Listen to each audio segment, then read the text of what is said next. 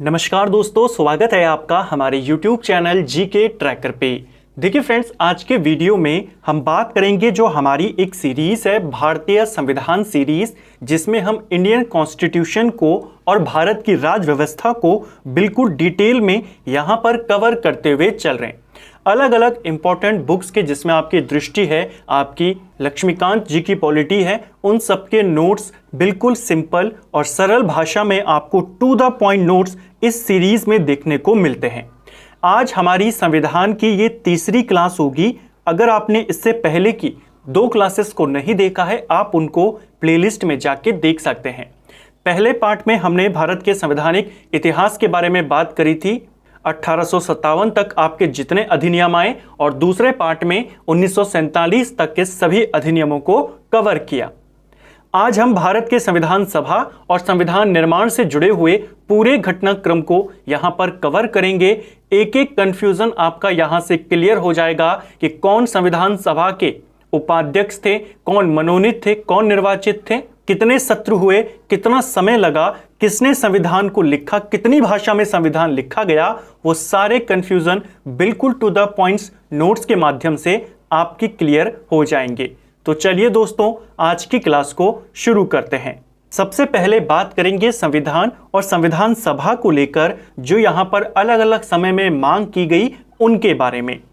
संविधान के निर्माण की मांग सबसे पहले लोकमान्य तिलक ने करी थी 1895 में। इस क्वेश्चन को ध्यान रखना, सीधा पूछा जाता है। इनके बाद कांग्रेस का जो 1906 का अधिवेशन था, दादा भाई नौरोजी की अध्यक्षता में हुआ, वहां पर भी पहली बार संविधान की मांग की गई, स्वराज की मांग की गई। 1922 में महात्मा गांधी ने कथन कहा, भारतीयों का संविधान भारतीयों की इच्छा अनुसार होगा। यह स्टेटमेंट किसका है? महात्मा गांधी का। कब कहा? 1922 में। क्वेश्चन इस तरीके से पूछा जाता है कि भारतीयों का संविधान भारतीयों की इच्छा अनुसार होगा, ये किसने कहा था, कब कहा था, इस तरीके से। ठीक है, मैं आपको साथ साथ में बताते भी रहता हूं कौन सा क्वेश्चन किस तरीके से पूछा जा सकता है। भारत में संविधान सभा के गठन का विचार या संविधान सभा की पहली मांग 1934 में एम.एन. रॉय के द्वारा की गई थी। क्वेश्चन आता है, भारत में संविधान सभा की पहली औपचारिक मांग, संविधान सभा की पहली मांग, संविधान सभा का पहला विचार किसने रखा था, किसने करी थी? ये किया था 1934 में एम.एन. रॉय के द्वारा। कांग्रेस ने पहली बार संविधान के निर्माण के लिए संविधान सभा की आधिकारिक मांग 1935 में करी। अभी तक संविधान पे बात चल रही थी, अब संविधान सभा पे आ गई। तो संविधान सभा सबसे पहले एम.एन. रॉय ने मांगी और कांग्रेस ने पहली बार 1935 यानी अगले ही साल इसकी मांग यहां पर करी। ठीक है, 1938 में जवाहरलाल नेहरू ने एक स्टेटमेंट दिया, स्वतंत्र भारत के संविधान का निर्माण वयस्क मत अधिकार के आधार पर चुनी गई संविधान सभा के द्वारा किया जाएगा, जिसमें कोई बाहरी हस्तक्षेप नहीं होगा। एक तरीके से इन्होंने घोषणा करी और अंग्रेजों से मांग करी कि हमारा जो संविधान होगा वो वयस्क मत अधिकार के आधार पे जो संविधान सभा चुनी जाएगी वो बनाएगी। तो क्वेश्चन आता है, वयस्क मत अधिकार के आधार पे संविधान सभा के गठन की मांग किसने करी थी? जवाहरलाल नेहरू ने 1938 में। संविधान सभा की मांग को पहली बार अगस्त 1940 में जो अगस्त प्रस्ताव आया था उसमें स्वीकार किया गया था। क्वेश्चन आता है, संविधान सभा की मांग पहली बार, और नेहरू की जो ये मांग थी कि वयस्क मताधिकार के आधार पे संविधान सभा बनाई जाए, इस मांग को अगस्त प्रस्ताव में स्वीकार कर लिया गया था। ठीक है, बाद में क्रिप्स मिशन 1942 में भारत आया, उसने संविधान निर्माण की बात को स्वीकार कर लिया, हालांकि वो भी असफल रहा, अगस्त प्रस्ताव भी असफल रहा। अंत में 1946 में कैबिनेट मिशन भारत आया, इसी के प्रस्तावों पर संविधान सभा का गठन किया गया। तो हमने हिस्ट्री का पूरा घटनाक्रम देखा, कब किसने कौन सी बात कही और कौन सी मांग करी।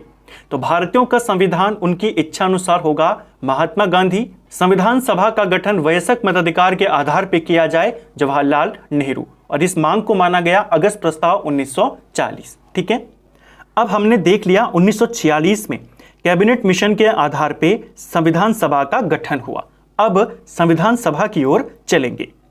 संविधान सभा का गठन नवंबर 1946 में हुआ था। ठीक है, गठन का आधार क्या था? गठन का आधार कैबिनेट मिशन था।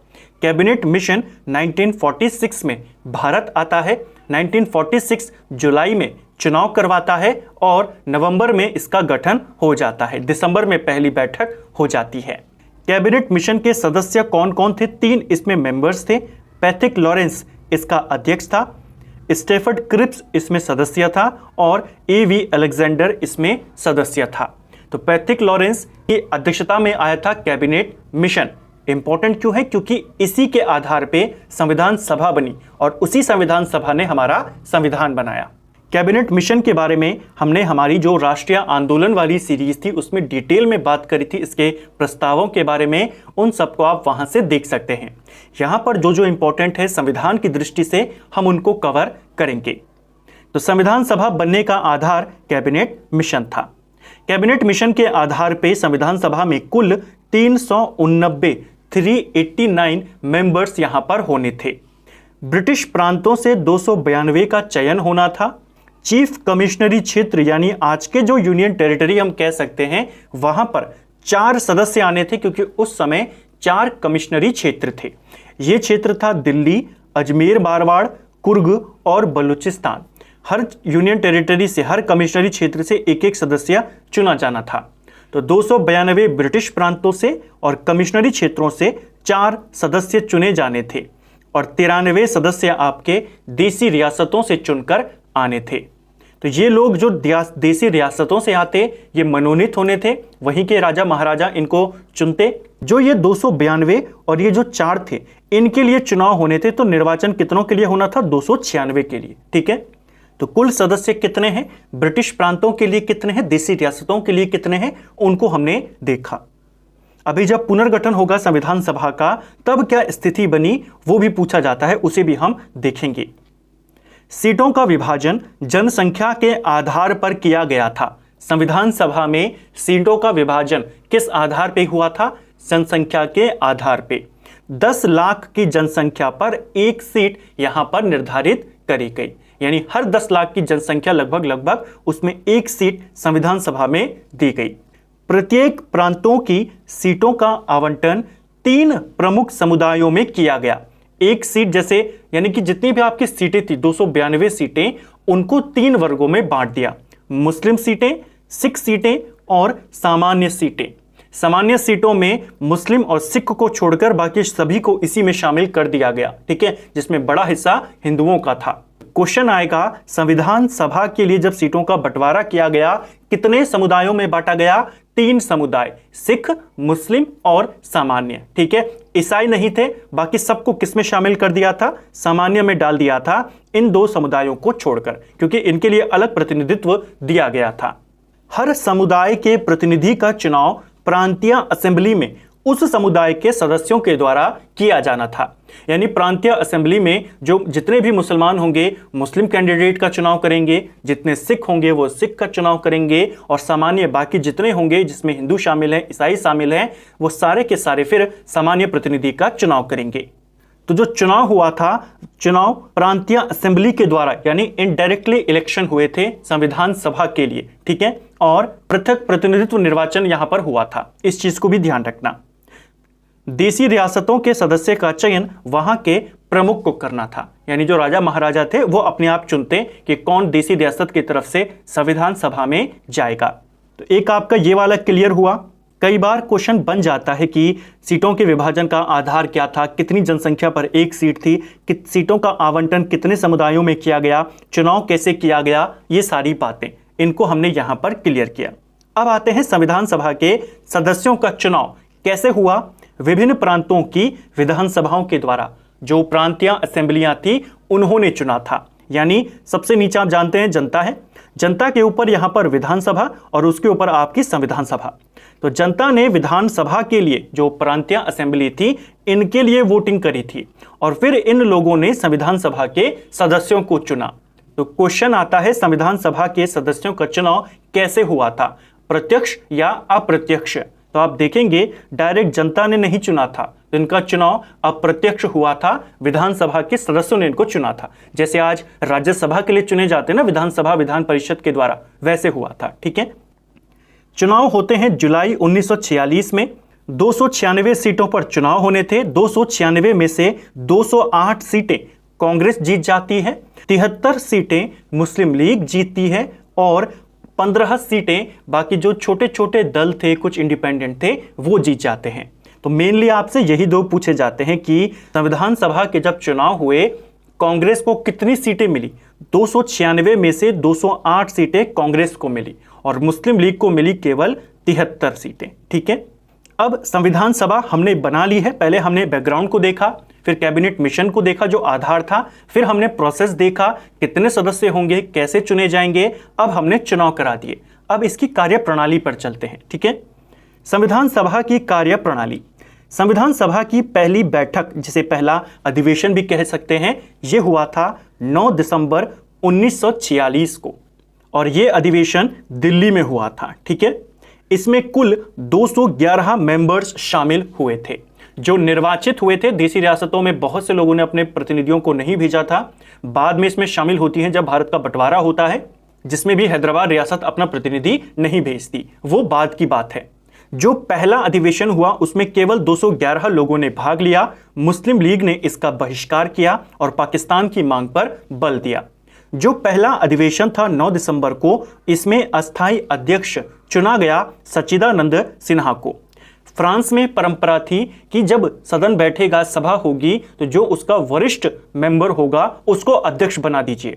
फ्रांस की तर्ज पर जो पहला अधिवेशन हुआ संविधान सभा का, जो सबसे वरिष्ठ थे सच्चिदानंद सिन्हा, इनको अध्यक्ष बना दिया गया, अस्थायी अध्यक्ष।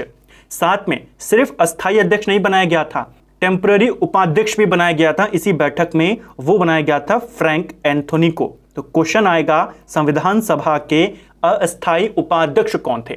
अध्यक्ष तो बहुत बार पूछ लिया, आपने बता दिया सच्चिदानंद सिन्हा।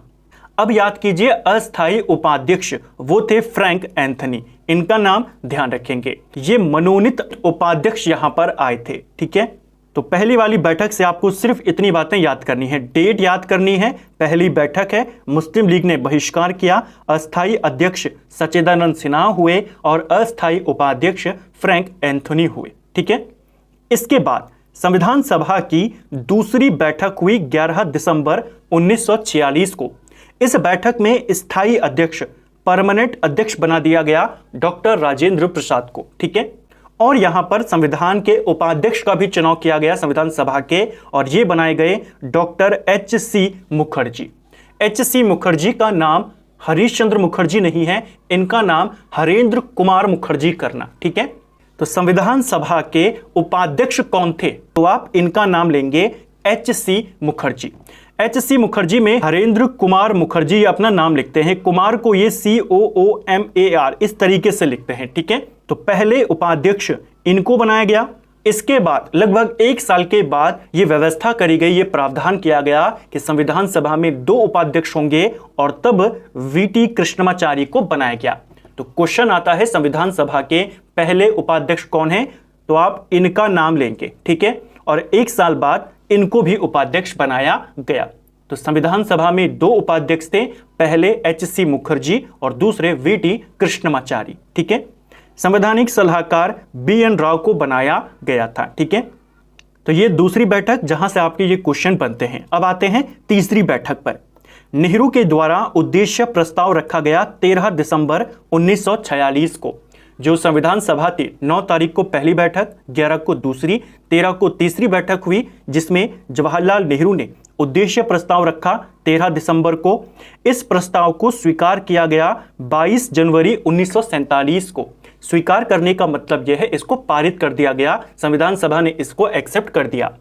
बाद में इसी उद्देश्य प्रस्ताव से संविधान की प्रस्तावना बनी।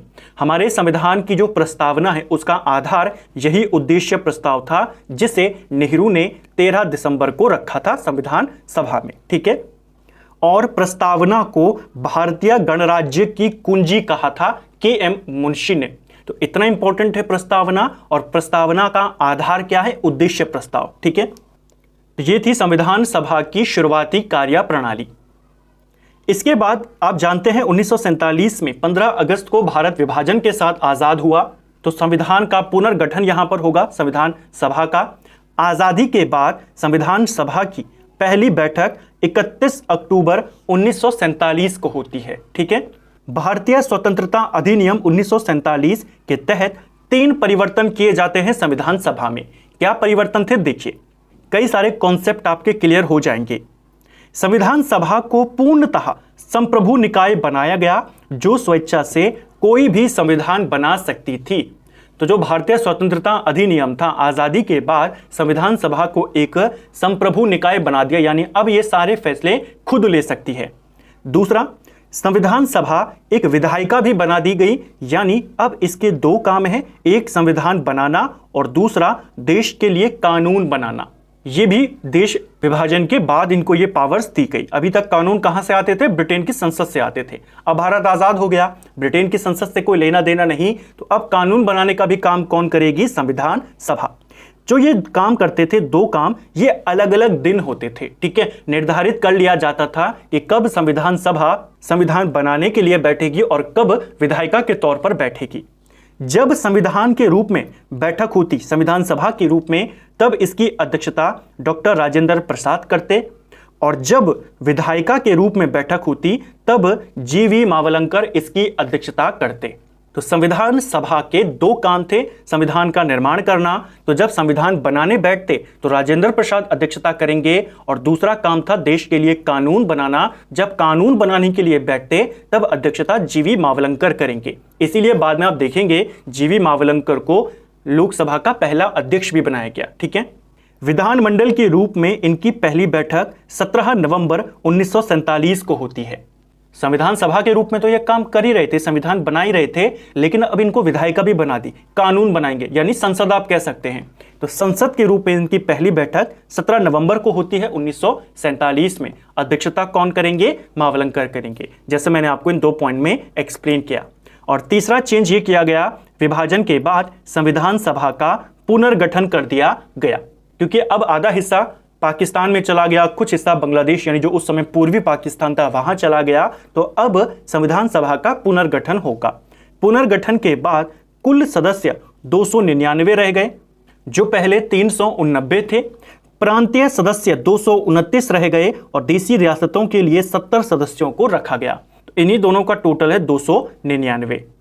तो संविधान सभा का पुनर्गठन भी कब किया गया, 31 अक्टूबर 1947 को, जब संविधान सभा आजादी के बाद पहली बार बैठी। ठीक है, अब हमने पुनर्गठन भी देख लिया, अब देखते हैं संविधान की प्रमुख समितियों के बारे में। ठीक है, संविधान सभा के द्वारा कई सारी छोटी बड़ी समितियां बनाई गई थी। इनमें 8 बड़ी समितियां थी और बाकी छोटी छोटी समितियां थी। इन 8 समितियों के बारे में पहले हम जानेंगे, उसके बाद जो महत्वपूर्ण छोटी समितियां हैं उनको देखेंगे। पहली समिति है संघ शक्ति समिति। इसका अध्यक्ष जवाहरलाल नेहरू को बनाया गया। इन समितियों से डायरेक्ट क्वेश्चन आता है, किस समिति का अध्यक्ष कौन था? तो संघ शक्ति समिति, इसके अध्यक्ष नेहरू थे। संघीय संविधान समिति, इसके अध्यक्ष भी नेहरू थे। संचालन समिति के अध्यक्ष कौन थे? क्वेश्चन आएगा संविधान सभा की संचालन समिति, इसके अध्यक्ष डॉक्टर राजेंद्र प्रसाद थे। प्रक्रिया नियम समिति, इसके अध्यक्ष भी राजेंद्र प्रसाद थे।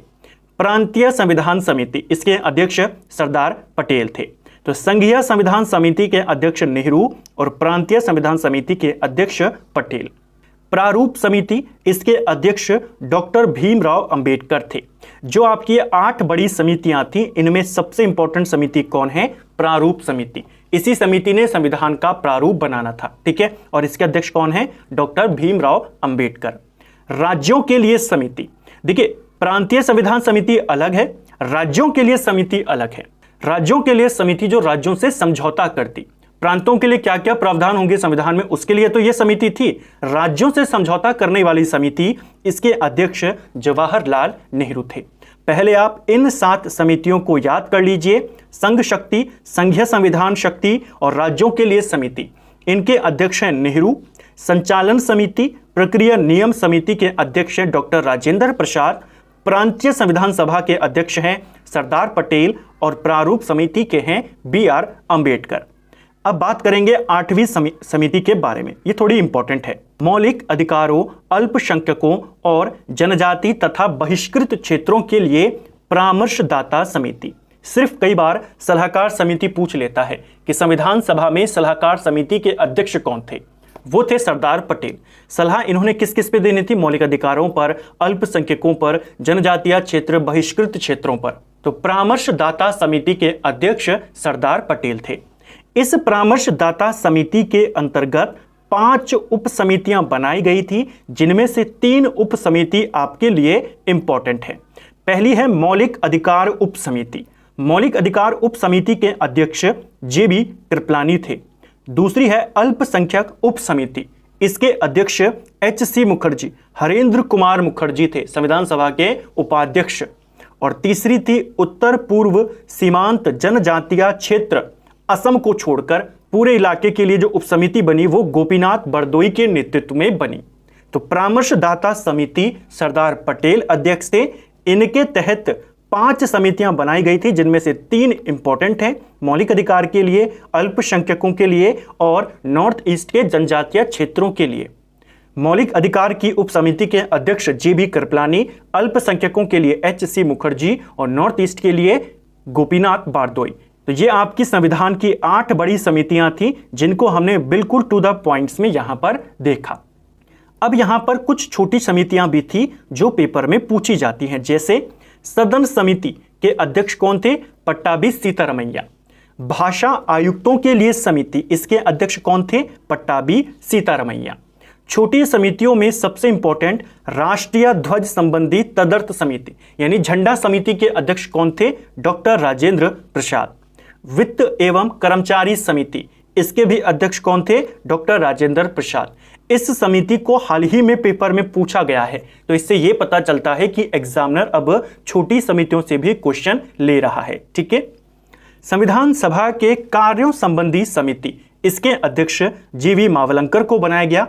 सर्वोच्च न्यायालय के लिए तदर्थ समिति, ये बने थे एस वरदाचारी। भाषाई प्रांत आयोग, इसके अध्यक्ष कौन थे? एस.के. डार। जो ये दोनों थे, एस वरदाचारी और एस.के. डार, दोनों ही मनोनीत थे, संविधान सभा के सदस्य नहीं थे, फिर भी उसकी समितियों के अध्यक्ष थे। ठीक है। कार्य संचालन समिति, इसके अध्यक्ष के.एम. मुंशी को बनाया गया था। ठीक है। तो ये छोटी समितियां हैं, इनके अध्यक्षताओं को भी याद करना, क्योंकि पेपर में आती है। ज्यादातर आपसे ये 2 वाली पूछी गई है, ये वाली तो बहुत बार आई है, लेकिन अब ये वाली भी पूछे जाने लगी है। तो हमने बड़ी समिति, छोटी समितियों को देख लिया। अब हम संविधान सभा की सबसे इंपॉर्टेंट समिति प्रारूप समिति के बारे में बात करेंगे। प्रारूप समिति के अन्य नाम है ड्राफ्टिंग कमेटी, पांडुलेखन समिति भी इसी को बोला जाता है। ठीक है। इसका गठन 29 अगस्त 1947 में किया गया। तो संविधान सभा की बैठक 46 से शुरू हो चुकी है, लेकिन प्रारूप समिति कब बनी है? आजादी के बाद, 29 अगस्त 1947 को। प्रारूप समिति में कुल 7 सदस्य थे। कौन कौन थे? इनके नाम पूछे जाते हैं। बी.आर. अंबेडकर इसके अध्यक्ष थे। एन. गोपाल स्वामी अयंगर इसमें मेंबर्स थे। अल्लादी कृष्ण स्वामी अय्यर, के.एम. मुंशी, सैयद मोहम्मद शादुल्ला, एन. माधवराव, इनको शुरुआत में शामिल नहीं किया गया था, इनकी जगह बी.एल. मित्र थे, लेकिन बी.एल. मित्र स्वास्थ्य कारणों से बाद में हट गए और इनकी जगह पर माधवराव को शामिल किया गया। और 7वें व्यक्ति थे टी.टी. कृष्णमाचारी, ये भी शुरुआत में संविधान सभा में शामिल नहीं थे। डी.पी. खेतान को शामिल किया गया था, लेकिन 1948 में डी.पी. खेतान की मृत्यु हो गई, उनके बाद इनको यहां पर जोड़ा गया। तो संविधान सभा के 7 मेंबर्स आपने यहां पर याद करने हैं। अध्यक्ष हो गए और बाकी कौन कौन सदस्य हैं वो सारे क्वेश्चन। ठीक है। प्रारूप समिति ने संविधान के प्रारूप को बनाया। 3 प्रारूप इन्होंने बनाए। संविधान का पहला प्रारूप समिति के द्वारा फरवरी 1948 में प्रकाशित किया गया, यानी संविधान सभा के सामने रखा गया। एग्जैक्ट डेट की बात करें, 21 फरवरी 1948 को इन्होंने पहला प्रारूप रखा। ठीक है। इसके बाद उसमें कुछ चेंजेस किए गए, एक नया प्रारूप बनाया गया। दूसरा प्रारूप इन्होंने अक्टूबर 1948, डेट की बात करें 26 अक्टूबर 1948 को इन्होंने दूसरा प्रारूप रखा। अंतिम प्रारूप इन्होंने 4 नवंबर 1948 को रखा। तो क्वेश्चन आता है, संविधान का अंतिम प्रारूप कब रखा गया था प्रारूप समिति के द्वारा? 4 नवंबर 1948। इसी के बाद अब संविधान पर बहस होना शुरू हो जाएगी। ठीक है। तो पहला प्रारूप फरवरी में, दूसरा अक्टूबर में, तीसरा नवंबर में। अब संविधान हमारा प्रभाव में कैसे आया, लागू कैसे हुआ, उसको देखिए। संविधान का अंतिम प्रारूप आया था 4 नवंबर 1948 को, जैसा हमने अभी देखा, और ये तीसरा प्रारूप था। इससे पहले के 2 की डेट भी हमने देखी। इस बार संविधान पहली बार पढ़ा गया। पहली बार संविधान को यहां पर पढ़ा गया। 4 नवंबर से लेकर 9 नवंबर तक चर्चा चली, संविधान को यहां पर पढ़ा गया। ठीक है, इसके बाद यह था संविधान का पहला वाचन, यानी संविधान पर विचार कब शुरू हुआ। तो संविधान पर 3 वाचन हुए। पहली बार विचार 4 नवंबर से 9 नवंबर 1948 तक चला। संविधान पर दूसरी बार विचार या संविधान का दूसरा वाचन 15 नवंबर 1948 से शुरू हुआ और यह आपके 17 अक्टूबर 1949 तक चला। इस पूरे वाचन में संविधान के खंडवार चर्चा करी गई, यानी एक एक खंड को पढ़ा गया और उस पर चर्चा करी गई। तो संविधान का पहला वाचन 4 नवंबर से हुआ, दूसरा वाचन 15 नवंबर से 17 अक्टूबर 1949 तक हुआ, लगभग 11 महीने। तीसरा वाचन या तीसरी बार जो चर्चा शुरू हुई संविधान के ऊपर 14 नवंबर 1949 से लेकर 26 नवंबर 1949 तक हुआ। डॉक्टर भीमराव अंबेडकर ने संविधान के प्रारूप पर प्रस्ताव पेश किया। 26 नवंबर को इसको पारित कर दिया गया।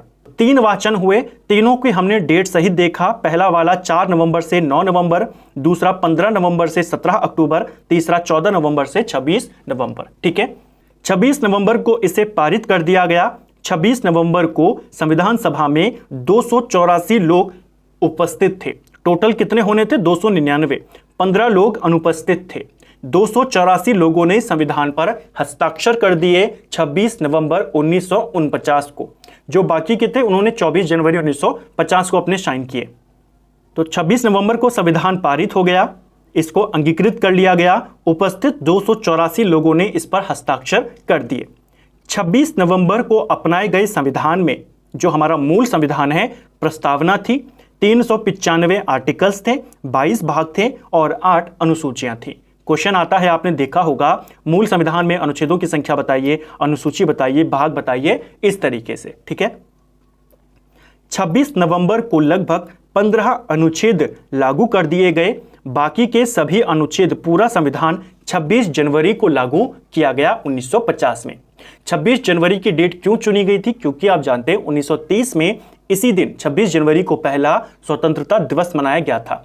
तो उस तिथि के महत्व को बनाए रखने के लिए संविधान को नवंबर 26 में लागू नहीं किया गया, 26 जनवरी में लागू किया गया। ठीक है, 26 जनवरी 1950 को ही जब पूर्णतः संविधान लागू हो गया, उसी के साथ भारत एक गणराज्य बना।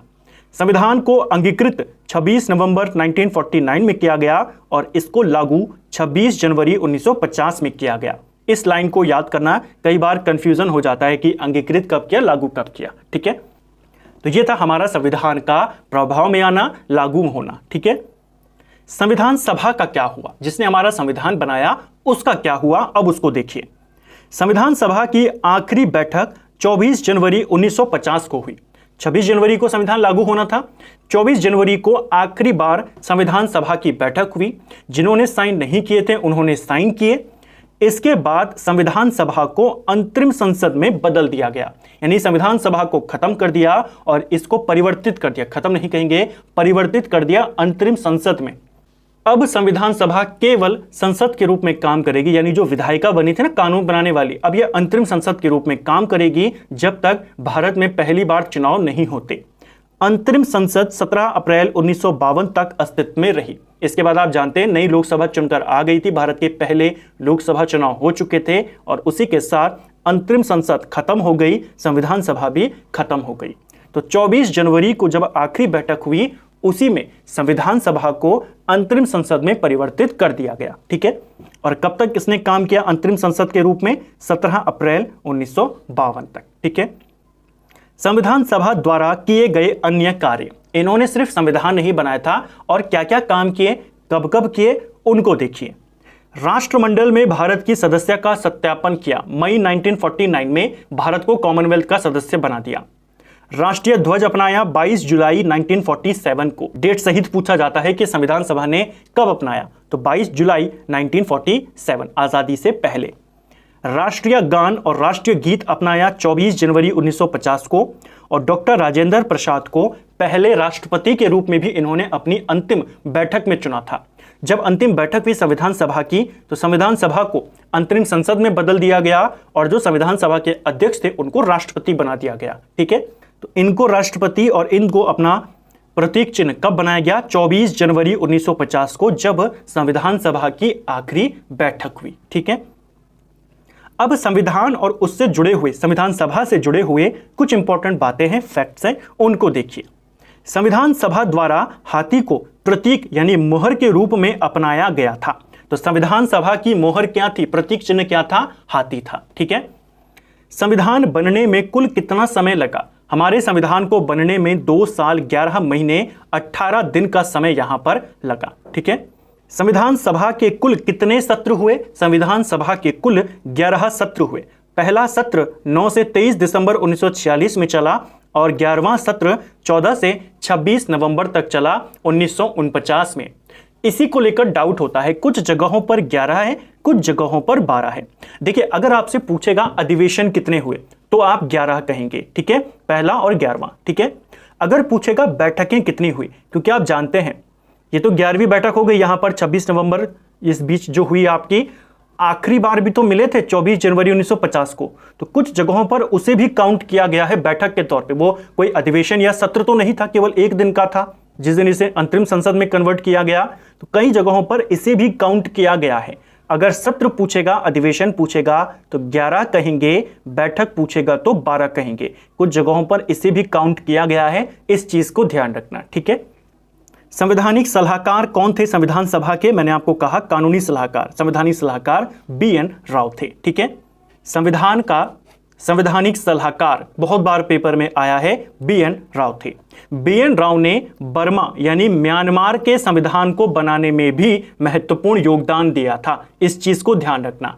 जो इंटरनेशनल कोर्ट ऑफ जस्टिस है ICJ, नीदरलैंड के द हेग में जो स्थित है, अंतर्राष्ट्रीय न्यायालय जिसको हम कहते हैं, उसमें जज बनने वाले भारत के पहले व्यक्ति भी कौन थे? BN राव थे। ठीक है, एक और कंफ्यूजन यहीं पर क्लियर कर लीजिए। संविधान सलाहकार की बात होगी तो BN राव, और सलाहकार समिति के अध्यक्ष की बात होगी तो सरदार पटेल, जिनके अधीन फिर 5 उप समितियां थी जैसे हमने ऊपर देखा। संविधान सभा का सचिव कौन था? अध्यक्ष देख लिया, उपाध्यक्ष देख लिया, सेक्रेटरी कौन था? HVR अयंगर संविधान सभा के सचिव थे। ठीक है, संविधान सभा का मुख्य प्रारूपकर्ता चीफ ड्राफ्टमैन कौन था? तो ये थे LN मुखर्जी, इनका नाम भी ध्यान रखेंगे। संविधान के सुलेखक कौन है? यानी संविधान को अपने हाथों से जो मूल संविधान है लिखा किसने? लिखा था इसे प्रेम बिहारी नारायण रायजादा ने। इनका नाम बहुत बार पेपरों में पूछा गया है और अब फिर से कई सारे पेपरों में लगातार पूछा जा रहा है। देखिए, हमारे संविधान को मूलतः 2 भाषाओं में लिखा गया था। किसी फ्रेंड ने पूछा था कि संविधान को कितनी भाषाओं में लिखा गया था? मूलतः 2 भाषाओं में, एक हिंदी में और इंग्लिश में। तो मूल प्रति इंग्लिश में थी और उसी के साथ हिंदी में भी लिखा गया। ज्यादातर आपसे अंग्रेजी का पूछा जाता है। जो इंग्लिश वाली प्रति थी आपकी मूल प्रति, उसको लिखा था प्रेम बिहारी नारायण रायजादा ने, और मूल संविधान का जो हिंदी संस्करण था उसे वसंत कृष्ण वैद्य के द्वारा लिखा गया। तो दोनों बातें याद करेंगे। संविधान के सुलेखक वो थे प्रेम बिहारी नारायण रायजादा, जिन्होंने इसे अंग्रेजी में लिखा, और इसी का जो मूल संविधान का हिंदी संस्करण किया गया उसे वसंत कृष्ण वैद्य ने लिखा। तो अब आपका डाउट क्लियर हो गया कि संविधान मूलतः 2 भाषाओं में लिखा गया था। मूल प्रति कितनी भाषाओं में थी? 2 भाषाओं में, पहले इंग्लिश और फिर उसका हिंदी संस्करण। ठीक है, सभी सदस्यों ने दोनों प्रतियों पर हस्ताक्षर किए थे। दोनों ओरिजिनल प्रतियां थी, दोनों पर सभी ने हस्ताक्षर किए थे। ठीक है, मूल प्रस्तावना को प्रेम बिहारी के द्वारा लिखा गया और राम मनोहर के द्वारा उसे अलंकृत किया गया। देखिए, संविधान पे आप जानते हैं कुछ डिजाइन वगैरह बनाए गए हैं, उसको अच्छे से सजाया गया है। तो संविधान को लिखने का काम वसंत कृष्ण वैद्य और प्रेम बिहारी नारायण रायजादा ने किया। इनका नाम ज्यादा पूछा जाता है। अगर इनका नाम पूछा जाएगा तो आपको बिल्कुल स्पेसिफिक होकर पूछा जाएगा कि मूल संविधान के हिंदी संस्करण को किसने लिखा था, तब आप इनका नाम लेंगे। सौंदर्यकरण किसने किया? वो जो सजावट वहां पर है सुंदर सी, वो सारे डिजाइन किसने बनाए? वो बनाए थे शांति निकेतन के कलाकारों ने, जिसमें नंदलाल बोस, राम मनोहर सिन्हा आपके इंपॉर्टेंट हैं। राम मनोहर सिन्हा आपके मूल प्रस्तावना के साथ भी जुड़े हुए हैं, इस चीज को ध्यान रखना। ठीक है, पहला संविधान दिवस कब मनाया गया? आप जानते हैं हमारे देश में संविधान दिवस मनाया जाता है हर साल 26 नवंबर को, पहली बार 2015 में मनाया गया था। ठीक है, तो ये कुछ इंपॉर्टेंट फैक्ट थे संविधान और संविधान सभा को लेकर, जिसमें हमने सारी बातों को देखा, कितना समय लगा, कितने सत्र हुए, किसने किस भाषा में लिखा, कौन किसका अध्यक्ष था। संविधान सभा से जुड़े हुए कुछ स्टेटमेंट हैं, कुछ आलोचनाएं हैं जो व्यक्तियों ने करी है संविधान सभा की, उसको देखिए। अपनी राष्ट्रवादी प्रतिक्रिया में भारतीय संविधान के निर्माताओं ने अल्पसंख्यकों के हितों और भावनाओं के महत्व को कम करके आंका। तो संविधान निर्माताओं ने अल्पसंख्यकों के हितों को और उनकी भावनाओं को कम करके आंका, ये कहा है आइवर जेनिंग्स ने। ठीक है, सीधा कई बार क्वेश्चन आ जाते हैं कि किसका कथन है। संविधान सभा एक दलीय देश का एक दलीय निकाय है, सभा ही कांग्रेस है और कांग्रेस ही भारत है। ये किसने कहा है? जी ऑस्टिन ने कहा। जी ऑस्टिन के स्टेटमेंट संविधान को लेकर लगातार पूछे जाते रहते हैं पेपर में। तो ये जो जी ऑस्टिन है, ब्रिटेन का संविधान विशेषज्ञ है, इसी ने कहा था कि जो हमारा संविधान है उस पर कांग्रेस का प्रभुत्व है, क्योंकि सभा ही कांग्रेस थी और कांग्रेस ही भारत थी। तो ये किसने कहा कि संविधान पर कांग्रेस का एक दल का प्रभुत्व है? जी ऑस्टिन ने, ग्रेनविल ऑस्टिन ने कहा था। ठीक है, संविधान सभा को हिंदुओं की सभा किसने कहा? विस्काउंट ने कहा। यह भी ब्रिटेन का एक संविधान विशेषज्ञ था। विंस्टन चर्चिल ने कहा संविधान सभा ने भारत के केवल एक बड़े समुदाय का प्रतिनिधित्व किया। ये किसने कहा? विंस्टन चर्चिल ने कहा। तो संविधान को लेकर, संविधान सभा को लेकर अलग अलग स्टेटमेंट कि संविधान सभा में कांग्रेस का प्रभुत्व था, ग्रेनविल ऑस्टिन ने कहा। संविधान सभा को हिंदुओं की सभा, विस्काउंट ने कहा। संविधान सभा ने केवल एक बड़े वर्ग का प्रतिनिधित्व किया, ये विंस्टन चर्चिल ने कहा। और संविधान सभा ने अल्पसंख्यकों के हितों को कम करके आंका, आइवर जेनिंग ने कहा। ये 4 स्टेटमेंट आपको ध्यान रखने हैं। तो फ्रेंड्स, ये था हमारा आज का वीडियो, जिसमें हमने संविधान सभा, उसके इतिहास, उसका गठन, गठन का आधार, उसका कार्य, उसकी कार्यप्रणाली, उससे जुड़े हुए तथ्य, उसकी समितियां, उपसमितियां, सभी को इस वीडियो में हमने कवर किया। उम्मीद करता हूं आपको आज का वीडियो पसंद आया होगा। अगर आपको ये वीडियो पसंद आया है तो वीडियो को लाइक करें। अगर आप चैनल पर पहली बार आए हैं, चैनल को सब्सक्राइब करें, अपने दोस्तों के साथ शेयर करें। वीडियो कैसा लगा कमेंट बॉक्स में हमें ज़रूर बताएं। Thank you friends.